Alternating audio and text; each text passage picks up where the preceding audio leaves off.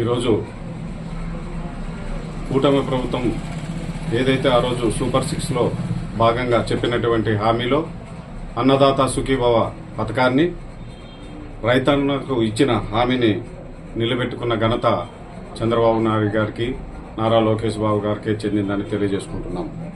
సంవత్సరానికి 20,000 రూపాయల ఆర్థిక సాయం రైతులకు చేయడంతో పాటు దేశ ప్రధాని నరేంద్ర మోడీ గారి సహకారంతో, అదేవిధంగా గౌరవనీయులు శ్రీ ఆంధ్రప్రదేశ్ ముఖ్యమంత్రి నారా చంద్రబాబు నాయుడు గారిచే అన్నదాత సుఖీభవ మరియు పీఎం కిసాన్ పథకాలను కలిపి 3వ విడత కింద 6,000 రూపాయలను ఈరోజు విడుదల రైతుల ఖాతాల్లో జమ చేయడం జరిగింది.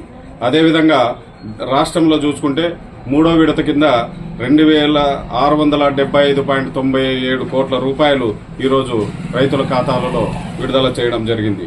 అదేవిధంగా మన మండలానికి, నందవరం మండలానికి వస్తే ఈరోజు 12,939 మంది రైతుల ఖాతాలలో సుమారుగా 7.32 కోట్ల రూపాయలను రైతుల ఖాతాలలో డబ్బులను జమ చేసిన ఘనత కూటమి ప్రభుత్వానికి, నారా చంద్రబాబు నాయుడు గారిది, అదేవిధంగా దేశ ప్రధాని అయినటువంటి నరేంద్ర మోడీ గారిదని తెలియజేసుకుంటున్నాము.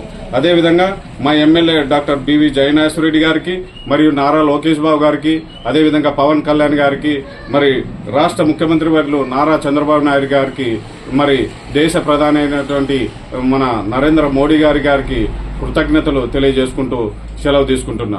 జై తెలుగుదేశం, జై హింద్.